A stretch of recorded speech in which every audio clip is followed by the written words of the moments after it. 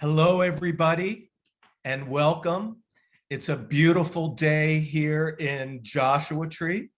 We're very excited that you joined us for this very fascinating conversation you're about to witness between two powerhouse women. We are so lucky to have a conversation with iconic Los Angeles curator Alma Ruiz and groundbreaking artist and scholar Beatriz Cortez. The reason we're all together and we know each other is that Alma generously partnered with us at the Joshua Tree Highlands Artist Residency for the Alma Ruiz Fellowship, which means she chooses an artist each year that she thinks can benefit from having 7 weeks of uninterrupted time in the desert. Last year, it was Sandy Rodriguez, and this year it's Beatriz. And we feel so fortunate that Alma brought these talented artists into our lives. I just want to let you know that we are recording this, so you're aware of that. And if you have any questions, put them in the chat and we'll be sure to ask them at the end of this. So get ready. I'm very excited to hear them both talk. So I am now going to turn you over to Beatriz. Thank you so much. Let me share my screen. I want to tell you a little bit about my work and a little bit about the work that I have been doing during my time here. I want to say that I'm really grateful for the time that I've spent here in the desert. Just being out here in the landscape and thinking about what this landscape means and the amount of time that it has taken to shape this landscape that's measured in hundreds of millions of years is really important to me, because my work is about imagining different temporalities and imagining the places that I inhabit before humans were there, after humans will no longer be there, etc. And so imagining different temporalities allows me to question ideas that we sometimes think unmovable, like modernity, and we think that the ideas that come from the Enlightenment are permanent, have always been there, etc. And so being here is really interesting to me, and it really has been important also for me to be in a place where I can just walk across the sidewalk from one door to the other and be in the studio, not have to drive, etc. And so it has been really a wonderful way to get out of the pandemic. And I wanted to tell you first a little bit about some of the works that are right now on view, that you might be able to visit if you, for example, travel to San Diego. This piece, Glacial Erratic, is at the Lux Art Institute. And this work, in many ways, is the work that connects the most with the landscape here, because it's a work where I'm imagining the earth, this big chunk of rock being moved by a glacier at a moment that the earth is warming up, like now it is again warming up, and moving this enormous rock to another landscape where it has different mineral content to the landscape around it. And so therefore is an immigrant in this other region. And to me, that was an important message to bring first to Rockefeller Center and later on to San Diego, because it speaks of how migration is planetary and migration is millenary, etc. And so if you happen to be close to San Diego, please stop by. In Michigan at the Broad Museum at MSU, I have a couple of pieces. This one, which is 108-point shield, is made with car hood sections. And it's also a shield that's imagined as a shelter for those who don't have shelter, as a home, as a welcoming space, as a beautiful space for creation, etc. But also made with the remnants of the car industry that also is part of the past and is part of what shaped Detroit and Michigan in general. And this other piece that you see flying overflying by the window is in a different exhibition at the same museum. This one is called Generosity 2 and is inspired by the Sputnik spaceship, or the satellite the first satellite that rotated the Earth and that was able to establish communication via radio with different parts of the globe. But this piece is about generosity, about the messages that others in other temporalities, others that never met us and others that will never get to meet us, left for us before we were born. And so in this case, this piece is carrying seeds of ancient different plants from the Americas to be sent to the future for us or for others after us. And this piece is in Panama, the Museum of Contemporary Art in Panama. And it's inspired by a work that I made for Extra Art Quarterly that is about the border. And so many of these images are images that are seen from above, maybe from a drone or from a satellite view of the landscape by the border. And I wanted to make them 3D, and in my idea was originally to make them as a stereograph, but because of the pandemic, we decided to make it 3D and using those disposable glasses, because then we could give people paper glasses and they wouldn't have to share glasses and they would still be able to see them in 3D. But these pieces are works about the memory of war and the memory of migration, especially about plants and animals that also have been forced to migrate. This one is about a water hyacinth plant that is now illegal in Texas, that is considered an invasive species because it can clog the Rio Grande and build dams in the Rio Grande. And so I'm imagining this plant building dams in the Rio Grande and allowing immigrants to cross the river without drowning. And here I'm imagining a hippo being brought from Africa in an effort. There was actually a hippo bill that tried to bring lots of hippos to the United States when there was meat shortage. And also because the idea was that they would eat the water hyacinth. And so I'm imagining the hippo and the water hyacinth coexisting, two immigrants in the Rio Grande, the hippo refusing to eat the water hyacinth flourishing next to the hippos, and both of them clogging the river and making it possible for immigrants to cross. And this one is, you can't see them very well, but it's an homage to a man and his daughter Valeria, who drowned at the banks of the Rio Grande, an image that circled the world. And this is my homage to them. And so this is called The Underworld. And this piece that is at the Craft Contemporary Museum, in this view originally was shown in our show with Rafa Esparza at Commonwealth and Council. And it's a piece that's inspired by the sarcophagus lid of King Pakal.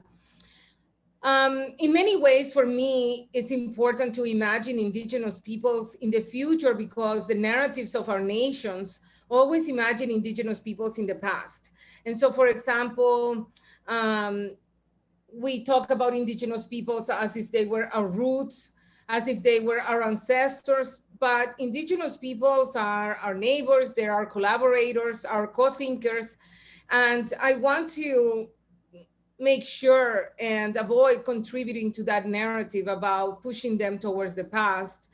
And there's, especially in Latin America, a narrative about indigenous peoples being part of the component of the new narrative of the mestizo nations. And so as I imagine their survival, I also have been working to deconstruct the narratives that push them towards the past. And in this case, the sarcophagus lid of King Pakal, when it was found, it was immediately labeled as the Argonaut, because the archaeologists who were working on the site at the time felt that it was easier for them to believe that King Pakal was from another world, from another planet, than to believe that King Pakal was a Maya. And King Pakal is an important figure in the Mayan world. He's, you know, the Medici of the Mayan world. He's the person that supported the arts and that had the funds to do that and the time, because he was one of the longest ruling kings in the Mayan world. Um, he had the funds because he was able to control the flow of the waters and to create water canals built with river rock and to irrigate. And because of that, the water lily was the symbol of his power. And King Pakal was able to feed a lot of people, and people were able to then distribute labor in ways that allowed for artists to become professional artists and to make amazing works of art. And so I became fascinated with this story, and I wanted, instead of contributing to the idea that King Pakal was an Argonaut, because there's no way that I can imagine the Maya building this, I wanted to turn King Pakal into an Argonaut because I want to imagine the Maya having spaceships in the future and surviving in the future. And I was really inspired when making this work by the work of Linda Chile, who was an artist who made enormous contributions to our understanding of what many of the Mayan ancient carvings say, because she was so good at looking. Artists are good at looking, really looking at what a drawing contains, that she was able to understand some of the language inscribed in the stone. And so these are some of her drawings, and I was fascinated by the ways in which she worked with what looked like transparencies when she was making her work, so that she separated different symbols in the drawing. And for example, in this case, allowed us to see that this was not a spaceship, this was the tree of life. That is a tree that serves as a portal and connects us to the underworld that's inside that drawing. And she was able to show us, for example, that King Pakal is sitting on a throne that has a Tlaloc under him. And so I began to think, I'm gonna turn this into a minimal version of this sarcophagus lid. And you know, you see this corn flying over here. So I maintained some of that imagery when I made this piece. And I didn't seal my metal like I do many times, because I wanted it to be alive and I wanted it to be in motion and to be transforming, always, never static. And so the piece, this is a view of the piece right now on view at the Craft Contemporary Museum as part of a show that Holly Jerger, who's here today. Thank you for joining us, Holly. Curator. It's curated with different artists who had solo shows at the museum in the last 10 years. And so the show is called Time, Making Time. And so please stop by if you can. And then I wanted to talk more than anything about this piece. This is an altar in Patzicía, in the town of Patzicía in Guatemala, in the Kaqjay region in the highlands. A town where a group of people have created collective that works in the construction of memory. And this collective is called Kaqjay as well. And their region is over the ancient site of Kaqjay, but it's a site that has never really been studied in depth by archaeologists, and is under the ground.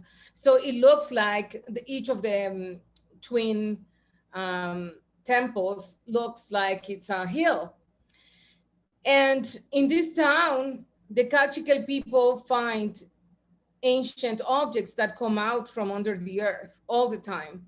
And these ancient objects, the Kaqjay people believe that they chose them. Each one of them chose that person to be their person, because objects have a will, have a kush, have a spirit, and they can protect you, and they can also punish you, etc.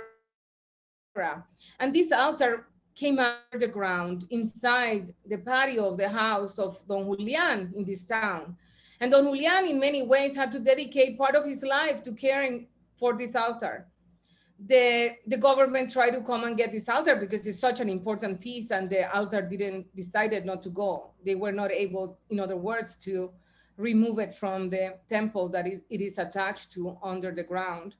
And so the altar then became this central piece in our installation, in a collaboration with Kaqjay and Fiebre, which is a group of artists, an artist collective that are also editors in Mexico City. And they work with paper, and they work making things accessible to people. And so they decided to make this altar into a paper altar.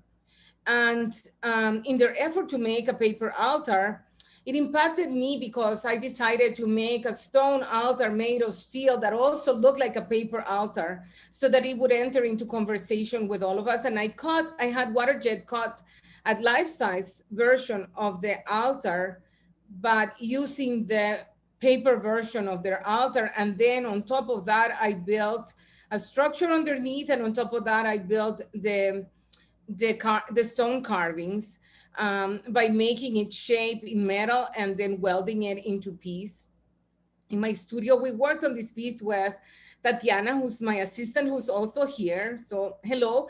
And this piece was finished here during my time here. So the first couple of weeks of my residency here, we were working against the clock in this marathon effort to make this altar that I wanted to shape as much as possible as the altar of Patzicía, without being able to be there, and imagining all of us who were working via Zoom as each other's hands, each other's eyes, each other's minds, you know. And so all the pieces were really thought by all of us together and made together.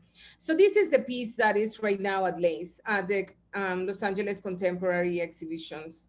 So if you have a chance to go see it, the installation that we made together includes this Mayan archway, stone carvings, and ceramic made by my collaborators in the town of Patzicía, and the paper altar that you can also get. So I'm gonna stop here, because maybe later in our conversation, I can tell you more about some of the projects that I have coming up in the future. But I would like to stop here so that Alma and I can have a conversation about some of the questions that Alma might wanna ask me. And I also wanna take the opportunity that Alma's here, and we're two Central American women working in the art world and who migrated to Los Angeles. And I think we have so many things in common and so many questions to ask to each other. So I want to have time to ask her some questions. So I'm going to stop here and go back to our video.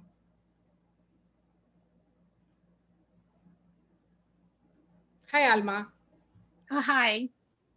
So, Beatriz, this is amazing. Every single piece that you've done is so complex in terms of the idea behind it, but also in terms of the material and how you then present it. So it's great to see how your idea begins and where your idea begins and where it ends.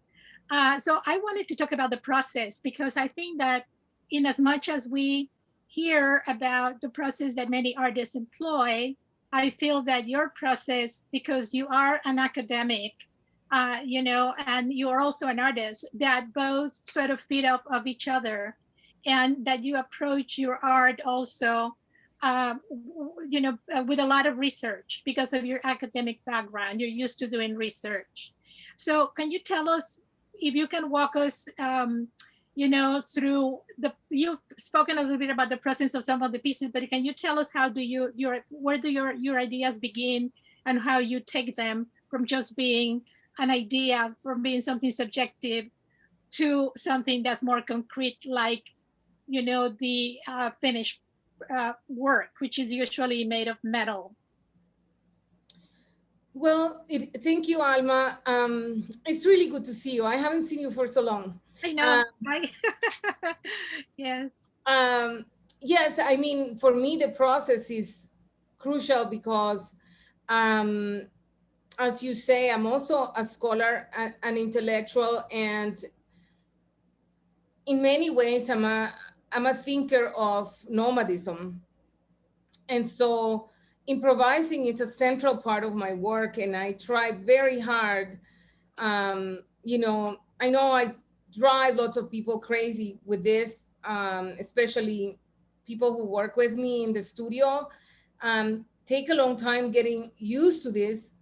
And most of the people working there, for example, Tatiana or my friends who support me, like Douglas and Elizabeth, um, they know that I improvise and I don't always know exactly what's going to happen, although I know where I want to get. But each step informs the next step for me, because I try to ban all kinds of, I don't know, digital programs that, I don't know, engineering programs that might define how everything goes. It's very complicated, the type of math that I do, but I do it by hand. We cut things in the store ourselves. We do by trial and error. We're learning a lot of the things that we're doing and improvising for many reasons. One is because my work is also an homage to immigrants who were not trained to do some of the work that they do. And so we're improvising as we go, because we're trying to honor their resourcefulness and intelligence and trying to figure out how to do things. The other one is because I don't want my work to end up being industrial. I want it to have some kind of life of its own, just like the objects that are coming from under the earth in Patzicía, and to direct me. And so I try to listen to the work itself and to let it direct me. And so I don't always know exactly what's going to happen. And that means that I'm doing research on a topic, but I'm also experimenting in the studio, and I'm working with lots of different people because my work is really large. And so I don't have the ability to always do it on my own.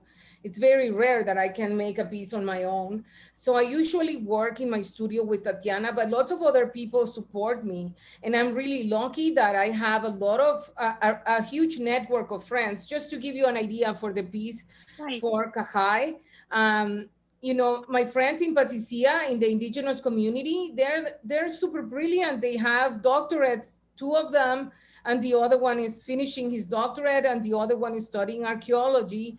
So they are Maya Kaqjay members of the community, but they're also super brilliant scholars and intellectuals. My friends, Douglas and Elizabeth, they both have doctorates.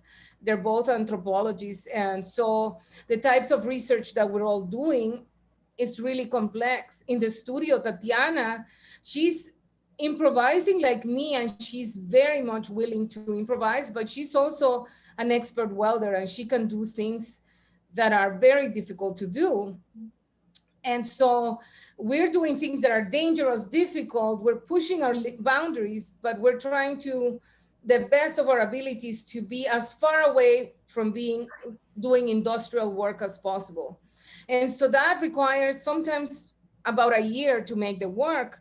And then, for example, in the case of the work in Patzicía, we're in the middle of a pandemic. This work that is being made in stone and in ceramic, we're claiming that this work has a life of its own, and it's not an archaeological artifact, because if it becomes an archaeological artifact, it has lost its kush. So how to bring it over without turning it into an art object or an archaeological artifact and not remove its sacred content? Well, my friend Josue Guajan went to Guatemala, went to visit the town of Patzicía, went to film some drone footage that they wanted, and went to pick up the objects and brought the objects with his luggage. And they were not treated very well by the immigration officers at LAX, but he protected them. And so, in other words, improvising lots of pieces that are in the move is part of my work. And I think that's largely invisible once you see a piece installed at the gallery, but it's always an adventure to us and it's really fun too. But it requires a lot of coordination and I'm juggling several projects all the time. Mhm. So it's fun, but Yeah, yeah. Well, you know, it's so interesting that your work has a lot of improvisation, but also has a lot of professional knowledge, that you have built a network of academics, mostly your friends who have uh, PhDs and who have college degrees, to be able to provide that part of the project that is steeped in history, that is steeped in anthropology, or in art, to for you to combine both and then create this new artwork, right? It sort of yeah. comes out of those sources. And in terms of the fact that you talked about immigration, and both of us being immigrants, the idea of improvising, you know, in my case, I think that in my career, each step informed the next step. And I was also searching and looking and researching and talking to people, because when I arrived in LA, I had no idea what the country was about. You know, really, it's not something that the United States was not a topic of conversation in my house at all. You know, my father never spoke about it. I was totally blind about the whole situation. So when I came here, it was starting from scratch. It was a blank slate. I had no preconceived notions of what to expect or what I could do, what I couldn't do. And it was by improvising and researching and building a network of support that I was also able to move, you know, from one thing to the next, until I basically ended up at the Museum of Contemporary Art. And there I found tremendous support, you know, from a very generous and kind people who helped me continue in my search until I ended up, you know, being a curator and having that experience. So I think it's very interesting how us as immigrants try to find our footing in a place that's totally unknown to us, right? Yes, and Even I though we may have family here who's come before us, but they don't always have the same kind of experience or are looking for the same thing. exactly, and I don't know, because maybe because I my work is about different temporalities and about thinking about the future, and one of the central ideas in my work is about generosity and how some of the acts that we do in our lives multiply or snowball into some other things that we will never imagine. I was thinking a lot about, I mean, one of the things I want everyone to know is that I have gone hiking with Alma lots of times and I always ask her a million questions about everything. So I know, for example, that on the weekends, Alma would go with her mom and her brother, I think, on a white car, going around LA looking at everything, you know. And I always think of all these things, because I try to imagine moving back and forth in time and thinking, you know, there's like so much of all these acts that went into making shows that have become so important for so many different artists. And also I was thinking about this residency and the artists that you will choose and how this will multiply also the work that we're all making. And so I sometimes go back and I think of your mom, Graciela, or I think of, you know, the people that told you, no, Alma, you should go to France and you should study, you should become a curator, or all these people that, you know, they made a contribution for other artists from Latin America to be able to show their work here, and for spaces like this one, this residency and this fellowship at the Joshua Tree Highlands. And so I think there's something really beautiful when one looks at our lives and our story of migration like this, right? In the long count of time, and think, wow, you know, there's Yeah. so many voices, so many hands, so many people working with us. Oh, absolutely. I mean, when they say it takes a village, I totally understand that, because we are not able to do anything by ourselves. We're always, I mean, we can do a lot ourselves, but we're always also dependent on people's helps. I mean, the fact that I was able to curate Latin American artists and Latino artists at MOCA for about 20 years was because the director at the time, Richard Koszalek, really understood the city roots, and he really wanted the that presence to be part of the museum's program, and he supported it. And coming from the very top, there was nothing that I mean, everybody had to sort of go along with it, right? And so having the opportunity to do that and having the opportunity to invite all those artists to come, because I knew how important it was for them to have a show at MoCA or maybe become part of the permanent collection and so on. There were so many ways in which we could integrate them. It's something that we were able to do for that long, thanks to the vision of someone else who felt it was important too. It wasn't just me saying this, we should do this, but sort of thinking of the museum's birth. It was an international museum. The idea was that MoCA would be an international museum. So in a way, they had to be true to their word. And so it wasn't just Europe and the US, but it was also Asia and Latin America, and sort of trying to make it as international as possible, thanks to the vision of this one person. Now, things, of course, have changed, after he left, and other directors have come on board. They have their own vision and they have made changes. But while he was there, I think that it was a time in which we were very conscious of what the city makeup was, and we really tried to address that in many different ways. And I think that's really important, Alma, because there's millions of Central American people in Los Angeles, and to my knowledge, there hasn't been any other curator who's from Central America. And I think, then your role becomes really important in inspiring young people in our community to know that you can be a curator, or to know that you can be an artist, like in my case. Yes, no, it is true. And I think that, when I arrived in Los Angeles in the early 1970s, there was hardly any Central American people living here. That was before the Civil War in El Salvador, but also all the tumultuous years of dictatorships in Guatemala as well. So it wasn't until the mid 80s that I began to notice that more Central Americans were moving to California. And of course, those people settle down, they put down roots here, and then they have children, and the children grow. So jump 20 years later, then I begin to notice that there are all these young artists of 18, 20 who are from Central America.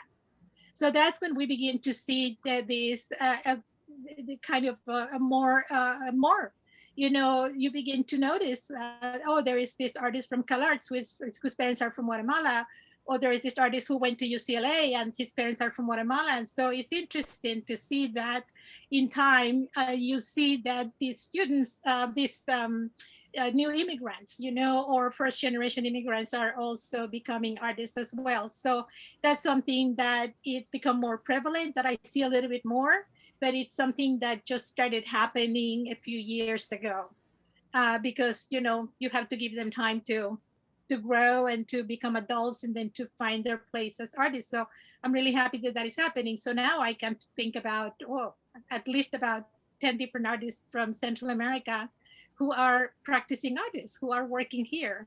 And you're one of them, and I think it is important to support that part of those communities as well, or the Central American community, which has gone through so much and continues to.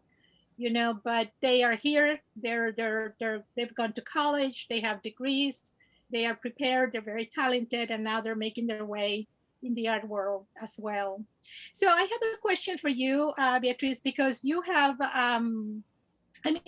you in the last few years, and we want to talk about what future projects you have as well before we can open it up to questions. But one of the things that I've noticed is that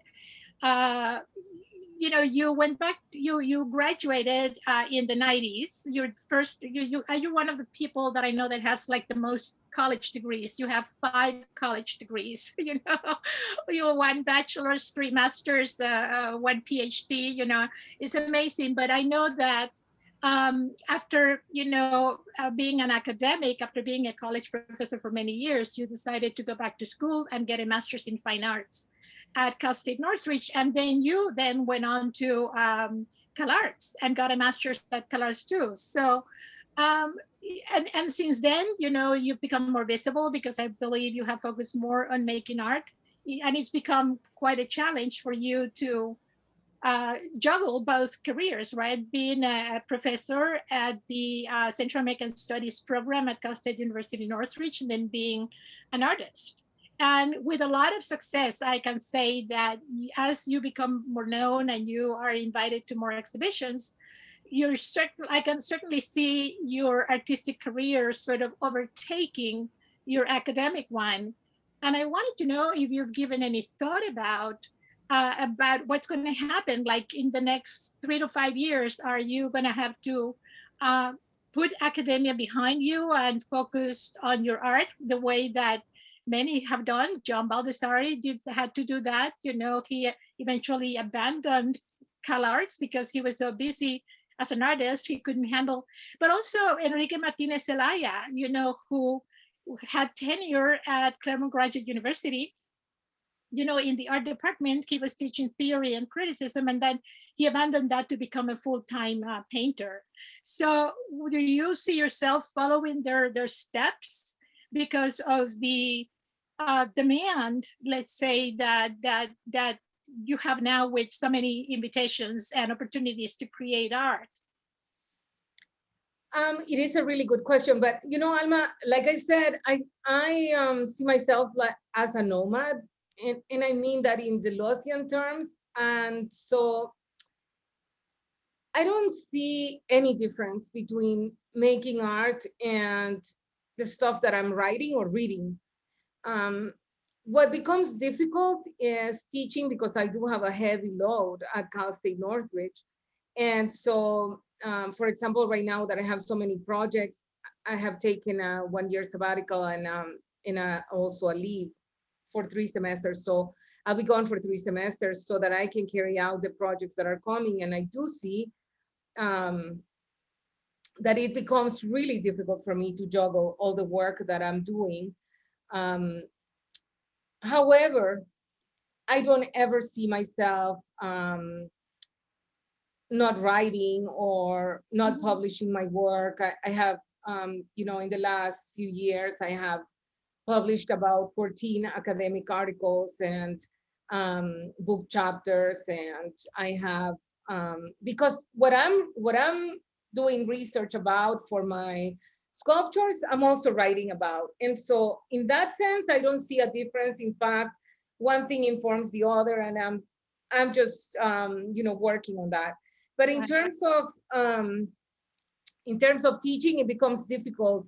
And so I think that I'm trying to slow down in terms of how many classes I'm able to teach. And for example, this semester, there's a foundation, the Adelman Foundation, that contacted my university and said that they wanted to buy one of my courses so that I would have to teach less courses. And I was so grateful for that, because they wanted to give me the gift of time so that I could make my work. And I don't know how I would have been able to do without that, because I was supposed to teach 4 classes for the first time ever, something I haven't done since the pandemic. I mean, when the pandemic began, we were asked to teach a full load. For 21 years, I haven't had to do that. And I didn't have to do that thanks to them. But I think it's very difficult for me at this time to think of teaching 4 classes and carrying all the projects that I'm doing. So I'm trying my best to move around that. Great, and I think that also having this fellowship at JTHAR was also a help, which is what we intended it to be. You know, to give you 7 weeks of time and a place where you could actually do work, and it didn't require for you to make a work during the residency and complete it, but it gave you the opportunity to continue working or to free your time to focus on projects that are coming up. And yes, in fact, I would love to show you some images of some of the things that I have been working on. kind of quickly just move through some images. We should do that right now. If you can show us some of your things you're working on for future exhibitions, and then after that we can open it to questions. Sounds if great. anyone has any. Okay, that sounds great. So,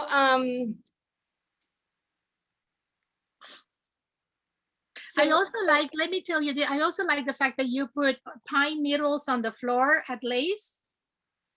And I don't know if this is in El Salvador, but in Guatemala, that is the tradition. The pine needles on the floor, the smell of the pine is very important and it's part of the ritual. And I'm sure that in small towns where there are indigenous communities, for them may mean something else. But in the city, when we celebrate Christmas and we celebrate New Year's, or maybe a wedding or an important anniversary, people will put pine needles on the floor as part of that ritual and celebration. So every time I see that, I think of celebrations, I think of rituals, I think of important occasions as well. This was a request by Kaqjay, and we had a difficult time because you can't really just go around the city and start chopping down some pine tree.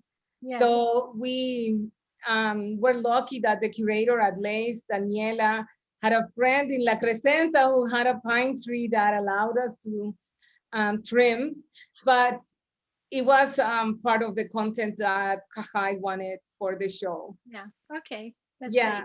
So that's why you immediately recognized it as something I'm very familiar with, and I love it because as kids for Christmas, we would then sleep on it. You know, the way we would push it all together and then use it as a mattress to sleep on it, and we slept with the smell of pine. And you can get that in the market and it's very clean.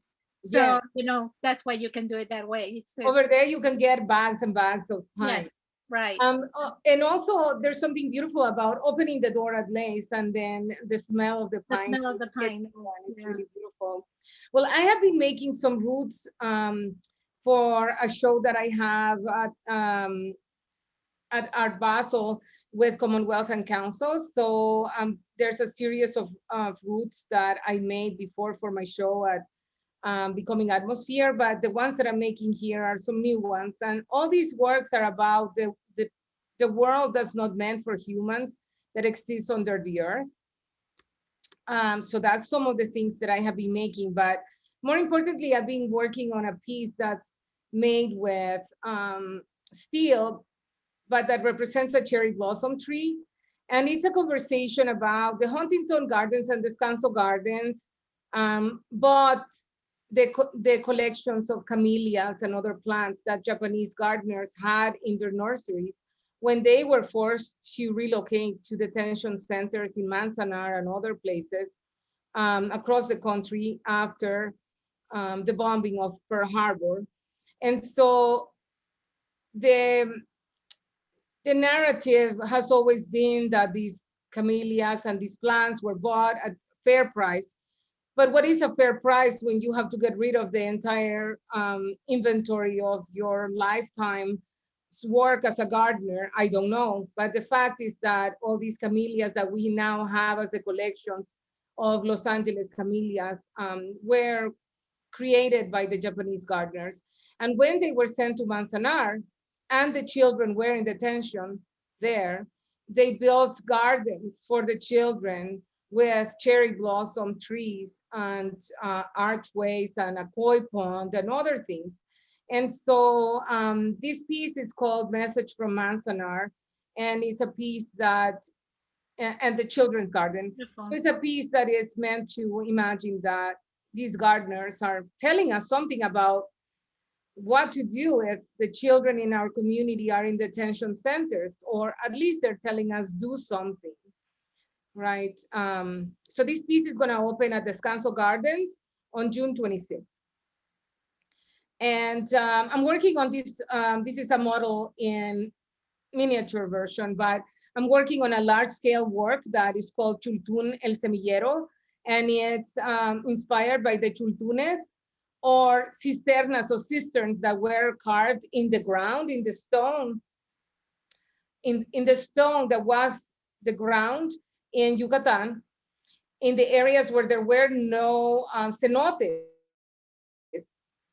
the Maya carved that looked like it was shaped like a bottle or like a tecomate or like on different lots of different shapes, and Like they board, used it yeah. to store water, to store seeds, to store bodies, to store sacred things. And so I'm imagining at the same time this piece being under the ground and being a spaceship and carrying in it a garden, a seed collection that I don't want to call a bank, and a formula that my brother Ricardo, who's a mathematician, and I are collaborating in putting together a formula for the distribution of the seeds, which, you know, of course, has been important for us to make at a moment when we're also thinking of the distribution of the vaccine. And I'm making a piece that's inspired by El Caracol or the observatory in Chichen Itza. And that piece is a spiral. So my brother's also been helping me figure out the angles because there's so many angles to cut the piece in the miter saw that it's insane. So every day when I wake up in the morning, I spend hours drawing and thinking about which angle we're gonna cut next. And then I send the pictures to Tatiana, who cuts them at the studio. And I've been going to LA a couple of times to work on this, but we are basically building the stairway to the spiral stairway that will be the interior part of that piece. And that's for my show, my solo show at Pitzer College. And that show is about looking at the stars, but it's also about the cosmos looking at us. And so on the outdoors, it has a piece that's made with 52 large rocks. That's what I'm making here. Thinking I'm copying rocks from the landscape in Joshua Tree, and also with Tatiana, we have been copying rocks from the landscape. Los Angeles, Tatiana has copied some in by the rail yard. Um, Also, we have copied rocks in Tohonga Wash. And so some of these rocks from different places made in steel are going to be placed on the landscape, forming a shape that's really a hyper object that can be appreciated from the cosmos looking down at us, but that from human perspective, it really looks like a mess or a labyrinth or of sorts. These are some of the rocks that I've made while thinking of for, you know, in the preparation of this piece. This was installed at the Lux Art Institute, and these are some of the larger rocks that we have been making during these last few weeks. But these are already in LA now because I'm slowly trying to move things that way. So those are some of the things that I've been doing here, juggling different projects and working on them. Now, are those rocks part of the 52 rocks that you mentioned? Is that the project? Yes. Okay. Okay, that's fantastic. So I think that we can open it to questions. You know, if we have a few minutes, we have about 6 or 8 minutes, and we would love to hear from anyone who has any questions about Beatriz's work.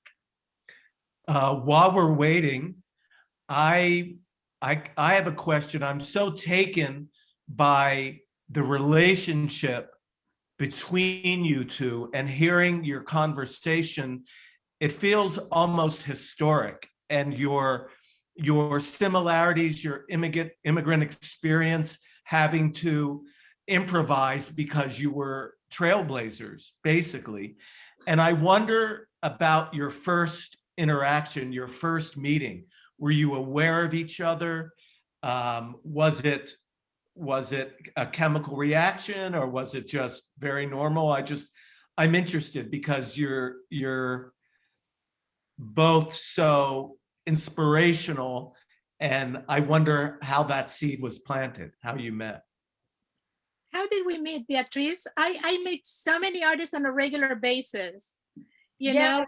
I seem to know the curators too, but I think that it's possible that Alma went to visit my studio, but it's also possible that I don't know which one happened first. I also invited Alma to give a talk at Cal State Northridge about her trajectory as a curator, and in particular about her experience curating the País Biennial in Guatemala. So I don't remember what happened first, but at some point we met, and then We had coffee a couple of times, or we went for walks a couple of times, and we kept talking, thinking.